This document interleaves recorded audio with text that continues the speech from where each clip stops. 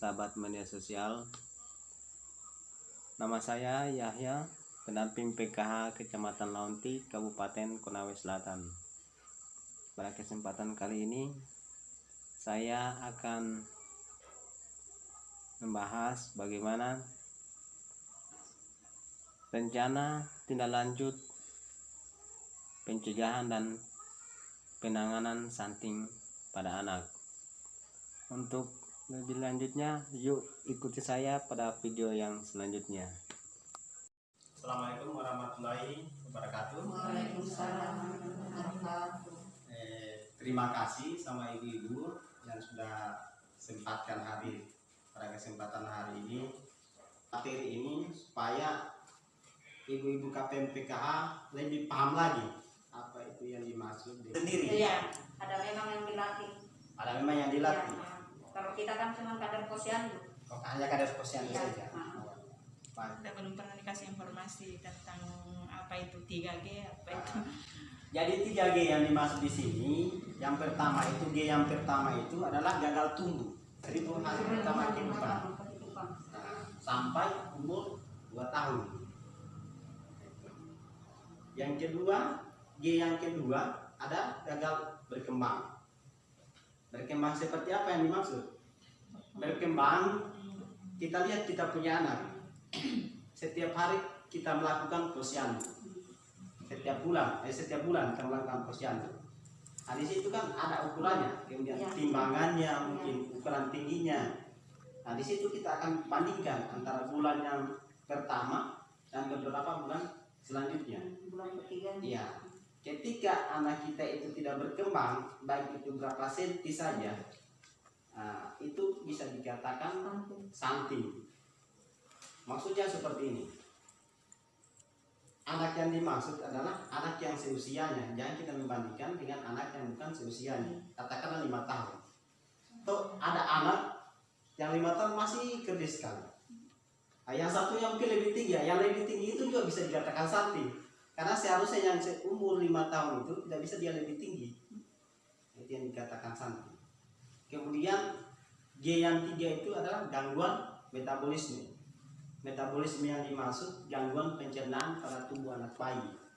Ya, mungkin dia sering terkena penyakit seperti kolera, diare yang sering berulang-ulang, salah sedikit puskesmas. Nah, itu salah satu gejala dari stunting. Selanjutnya kita akan membahas tentang proses penanganan stunting pada anak. Kebijakan pemerintah telah melakukan beberapa terobosan dalam hal pencegahan dan penanganan stunting ini. Yang pertama utamanya untuk KPM PKH itu adalah salah satunya mendukung penggunaan dana bantuan sosial. Kenapa ditekankan sama pemerintah untuk menggunakan dana bantuan sosial yang berupa tunai dan sembako kepada KPM PKH? Gunanya adalah uang tunai dan sembako itu untuk memenuhi kebutuhan gizi baik anak balita maupun janin yang ada dalam kandungan ibu hamil. Yang kedua, dukungannya itu selalu mencuci tangan pakai sabun. Mungkin sudah sering diajarkan ini hal yang ya, cuci tangan pakai sabun ini kan bukan permasalahannya ini. Sudah dari dulu gitu. Kita lakukan sebelum corona. Ya, sebelum corona. Cuman ada hal-hal yang kita mungkin belum terlalu paham tentang cuci tangan pakai sabun itu. Jadi tekniknya itu dalam ilmu kesehatan itu ada mungkin beberapa macam. Mungkin ada yang tahu bisa mungkin kasih informasi yang proses cuci tangan pakai sabun yang baik itu. Kira-kira yang pertama apa, yang kedua apa? Ya mungkin bisa disebutkan. Cara kerat itu tuh sela-selanya supaya kotor-kotorannya hilang. Ya, betul. Selanjutnya untuk mendukung pencegahan dan penanganan stunting ini, membuang air besar pinjaman yang sehat. berbicara tentang jamanan sehat itu, ya kalau di kampung-kampung maupun di mana itu, saya kira ini mungkin sudah tidak ada ya, yang buang kotoran di lapangan, di kali, mungkin sudah jarang. Yang rata-rata mungkin sudah ada, dengan adanya dukungan pemerintah, memberikan bantuan, mungkin seluruh KPM ini sudah yang punya. Tapi kalau ada mungkin KPM yang belum ada jambanan sehat, ya untuk mengadakan jamanan sehat ini kami bisa berikan solusi, karena namanya KPM itu kan ingin dibantu. Nah, ada hal-hal yang bisa kita laksanakan sehingga pembuatan jamanan sehat ini kita bisa lakukan secara mandiri, secara swadaya di lingkungan masyarakat. Bisa saja kita melakukan arisan di antara kelompok KPM. Pembangunannya kita bisa lakukan secara bergiliran. Ya mungkin ibu yang ini arisan pertama, arisan yang kedua ibu yang sana lagi. Nah, secara berkelanjutan. Nah, sehingga proses pengadaan jamanan sehat ini bisa terpenuhi untuk seluruh KPM. Kemudian yang selanjutnya, efek dari stunting ini pada anak balita itu bisa kita lihat dari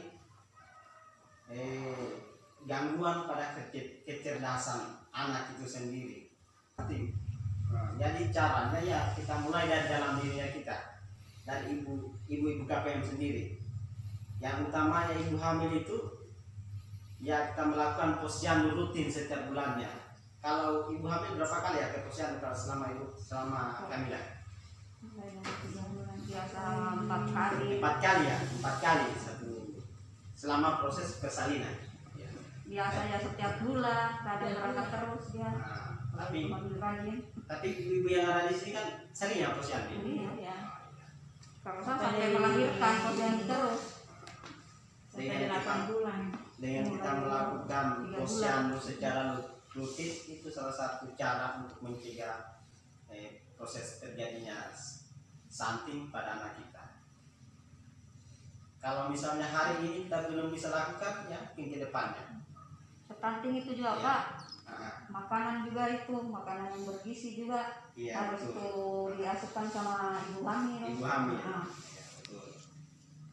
Ya setidaknya kita bisa memanfaatkan sumber daya yang ada di sekitaran kita. Ya tidak perlu kita harus membeli yang mahal-mahal ya untuk mencukupi kebutuhan ibu hamil. Banyak di sekitar kita. Apalagi ini kita punya lahan yang luas di sekitaran kita, bisa saja kita tanami. Yang namanya yang kita tanam sendiri kan itu lebih terjaga daripada kita pergi beli di pasar. Kalau beli di pasar banyak racunnya. Banyak racunnya. Ya, alangkah baiknya Yang alami. kita tanam sendiri, jadi tidak ada keraguan untuk mengkonsumsi ini, utamanya yang ibu hamil. Karena kalau salah makanan yang kita berikan sama ibu sendiri, itu juga berpengaruh sama kandungnya. Akhirnya anaknya juga jadi sama. Ya, seperti itu. Kalau misalnya yang lainnya lagi, dia belum melakukan cuci tangan, mungkin dia lupa atau apa, ya kalau bisa kita lakukan mulai dari sekarang.